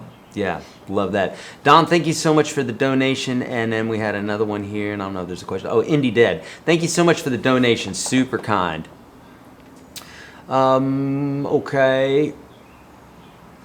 Hey, this is Stafford is saying, I have an acoustic guitar that's going to be in storage with a moving company in a hard shell. Is there anything I should do to it before they take it? So it's going to be a couple months in Memphis. The biggest thing I would do on that is to make sure that you've got a cloth or some padding to go under the headstock, just so while it's being moved around that you don't have, if it falls over or something in storage, that cushions that headstock from popping, from whiplash. Oh, nice. That especially if helps it's whenever you're shipping Gibson guitars or pretty much all acoustics are going to have a angled headstock. Okay. So that's going to be an issue with most of them. Okay. So yeah. Do that, and like I said, if you wanted to just tune it a half step down, I wouldn't take total tension off of it. That would help stabilize things, but should be okay. John's saying recommendations for cleaning body arm gunk off of an acoustic, both cleaner and method. I get this question all the time. Okay, there's several, depending on whether you've got a polyester finish on a guitar or whether you've got nitrocellulose. It's a little bit different. Most of the time, sometimes on nitrocellulose, it can make it worse trying to clean it. And that arm gunk does build up on there, and it takes a while. There's some good cleaners, Gibson, Martin, and a few other people sell stuff pretty regularly at most of the music stores. Those are good, safe, on finish, mild detergents to kind of get that kind of thing off. I don't really use anything like 409 or other cleaners just because I don't want to get any chemicals on there that are going to affect the finish. But Yeah. something like that, using a cotton cloth and wiping with the grain and not across will try to keep it from smearing so much. And sometimes it just takes a little bit of work. So Just even to if it's keep on. finished doing that, or no? Yeah. Yeah. So Yeah. even if the wood is finished, doing it with the grain. Yes. You Huh. definitely, because what happens is it just tends to, the grime and other stuff tends to just come off, and if there's any anything left on there, it just Yeah. doesn't look as bad as if you swirl it around. Oh, I or got you what you're go saying. back and Sure, forth. sure. That So, makes sense. That makes sense. That's the best way to do it, but that would be my suggestion for that. Okay, beautiful. Thank you. So here's another one. Live Alive 42. I have a new Taylor and I want to hang it on the wall, but I've been told to keep it in the case. I have a hydrometer and I live in a moderate climate. What are your thoughts? Typically, it's always best to leave acoustic guitars in the case, but if you do have a fairly good climate controlled environment, putting it on a stand or hanging on the wall, would be fine. You'll notice things if it's causing problems, but typically if your climate is between 45, 50, 55% relative humidity, and you've got a hygrometer in that room and you know that it's in that area, it'll probably be fine. But the reason you keep acoustic guitars, especially in the case, is that drastic shifts in humidity and other things don't affect it as much. I mean, most people, if you leave your guitar out and it was in tune last night and you come back the next day and you pick it up, you'll notice it's out. That is just a change in the barometric pressure, humidity, weather. Yeah, nothing wrong with your guitar. It just affects a little, just enough tension to knock you out of tune. What I'll do when I pick up a guitar, because it's usually sharp from when I played it the day before, what I've gotten accustomed to doing is doing this and warming my strings up. I'll do that, and inevitably, when I tune it now, everything's back where it should be. So there's something to do with just that when you start playing the strings and they start getting warmer, they I remember, I don't know if it was sharp or flat, but you would know. I guess if they get warmer, they probably... Most of the time your strings are actually a little sharp because it's things have just tensions built up, but So someone's asking, is a humidifier a gimmick? It's definitely not. No, it is not. If you live in the Midwest, Northeast for sure, and it's wintertime and you've got gas heat or whatever heat, I mean, you can get down to 20% humidity in your house pretty quickly, and that's dry enough to really put a lot of stress on the top of an acoustic. So you definitely want to keep it in the case, which allows that humidity in the sound hole humidifier or case humidifier to keep that little environment in the case at a higher humidity. It's almost impossible to have a guitar out and blow mist on it and keep it humidified compared to keeping it in a small environment like the case. So. Exactly. Yeah, you're fighting against Mother Nature there. Yeah. This is a good one here. Dustin's saying, Greg, when should a guitar be refretted as opposed to being recrowned? And if you could give just a quick definition on both on refretted and crowned before you define that. Well, over time, playing guitars, whether you're bending a lot and taking off some of the fret from bending a lot, or just playing, usually in the first 5, just the cowboy chords where you're playing a lot, you'll get divots. And so what recrowning does is you basically have most luthiers have a crowning tool, and that tool will take enough of the top off and keep it rounded. What happens when you get a little V-shaped divot in there?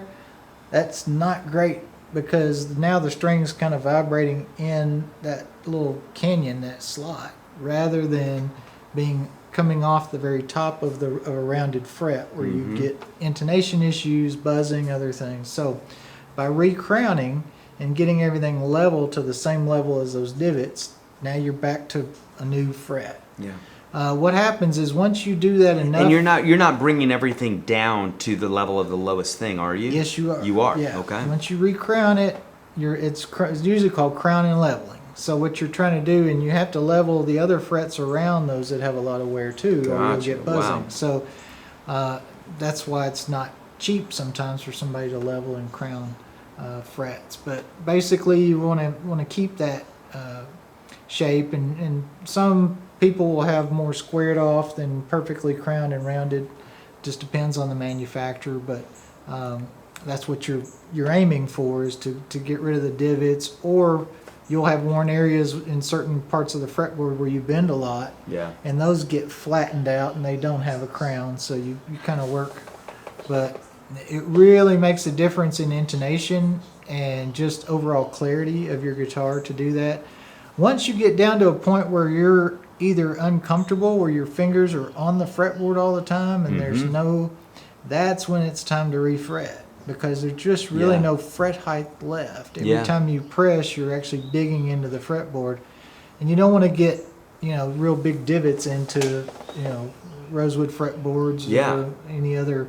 They're a little softer ebony or maple, but that's when it's time to, or if you just cannot level things without taking them all the way down to, I call them silver stripes. Some guys they're like fretless guitars. Well, that was almost. like my Strat, right? Remember Yeah. that when I got that, that was the one thing that needed to be done, is it needed to be Right. refretted because someone had really loved on that guitar. Yeah, and a lot of it's just playing style. Some people have a real light play, and they can play a 60-year-old guitar that has hardly any frets left, and it feels great to them. Other people are used to tall jumbo frets, and they just need that feel. And so it's a lot of it's player preference, but that's typically when people get a refret, is when it's all the way down. And Yeah, when you can't crown anymore. Yeah. Yeah. Someone said about linseed oil. Oh, what is the best neck treatment? The best for neck treatment, I hear linseed oil has a tendency to dry out. Well, there are several brands, and I'm not going to promote one over another, but if you'll go to most music stores or online, you'll find things that are specifically made as fretboard oils, and they're usually a mixture of certain things.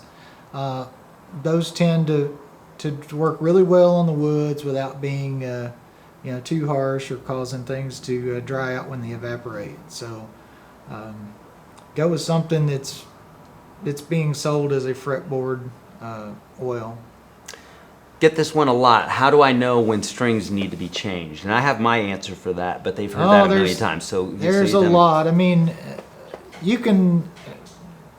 people have totally different sweat characteristics in their fingers and hands and acidity. There are some people that can play literally for one night, and those strings need to be changed because they have so much acid content in their sweat and their fingers that you'll get corrosion. Once you start getting pits and corrosion, if you run your finger down your string and you feel burrs and you can see, corrosion, Yeah. that string's not going to perform very well. No. Even people that wipe their strings down after they play, once you start getting pitting and corrosion Yeah. on there, that's probably time to change the strings. The other thing basically is tuning. So strings, all the wound strings for sure have a core inside that are like the plain strings. And what happens is some guys, they can play and they never get corrosion on the strings, but the inside of that core starts to give out. And so you have tuning issues where you keep tuning, but they keep stretching. They're I've just had not that holding before, tune. not very often, but like if I had strings on for a year, I remember that on one guitar. I've only experienced that a couple times to where I had the strings on there for so long, and then I just started noticing that no matter how much I tuned the guitar, it's like the next day they would just go at a pitch so quickly. And and I know all the tricks for keeping a guitar in tune, so I know it wasn't that. It just like the strings, I'm like, wow, these strings need to be. Because you know me, I'll leave strings on until you come and change them or something. I leave them on a little bit. No, but that, and then sometimes they'll just get dead sounding. You can play and they just have and some people like that though. I mean, they like that really warm, dead kind of sound, and so they want to play them in and do that. So, but that's what most people say. My strings sound dead, or I'm having tuning issues, or I see corrosion on them, and say, well, you probably need to change them. Yeah. That's great. Someone's saying here, if I did everything possible to lower the action, do I have to remove the neck and rework it from there? That's a lot of easier that. one. I mean, it depends on if we're talking about an acoustic or electric. Obviously, if you're removing the neck, it's probably an electric that we're talking about. A lot of that might have to do with the pitch, which means the angle that the neck is set.